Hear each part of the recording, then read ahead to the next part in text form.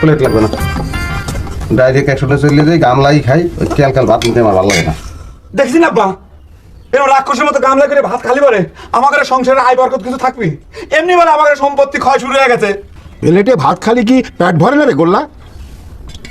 না আমার বিরক্ত লাগে, ওই পকিলে হানি টুকটু করে ভাত লবো আর খামো এই হয়। ছোট গেলে এই গামলাই খাই, কই আমাকে ফ্যামিলির আয় বরকত তো কবে? নিজেদের বাড়িতে এত আয় বরকত থাকলি পারে, তাহলে পারে এই মামার বাড়ি এসে পড়ে থাকতি না, বুঝছিস? এই বহর, তুই এমন ভাবে কথা করছু মনে করছেন গোল্লা সারা বছর মামার বাড়িতে এসে পড়ে থাকে। কইতে দেন মামানি, কইতে দেন। ওই ভাইগুলোকে পলিটিক্স করতে করতে অভ্যাস হয়ে গেছে, কি করবে কন? তুই কি করলু? তুই আপনার টিম নিবি কি তুমি? ডাল যে ভাত খাইতে দিন ওরা, তাই বলে তুই আপনার টিম নিবি? মামুর ডিম কি বেটা, মুখরার ডিম। আর মামুকে হারা দিবেন খালি ডিম খাইবে, সে তো হারা দিবেন খাইছে। ডিম খামো আন বেটা মোরা, মোরা হচ্ছে জুয়ান, মুখ এখন ডিম খাওয়ার বয়স। কি কর মামু? দেখ বললা, বেশি বাড়াবাড়ি করবি না কিন্তু কয়ে দিলাম। আপনার টিম ফেরত দে।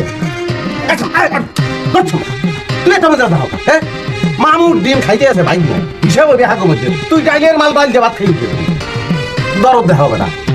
সংবাদপত্র পড়ো, রেডিও দেখো, সেখানে কি বলে? এই বয়সে একটা বয়সের পর ডিম খাওয়া যায় না। ডিম খাইলে আস্তে করে ব্লাড প্রেশারটা বাইরে যাবে, আমাকে মামুর টাস করে করে দেবে। ডিম খাওয়াও না আজরাই বলা হবে না। মামানি, ডিমের মূল্য যদি আপনার খুব মনে করেন যে একটা নির্দিষ্ট, দেখা হ্যাঁ ওই মনে করেন যে বয়স 30 যদি বাড়াই যায়, ডিমের কুসুম তার জন্য হারাম।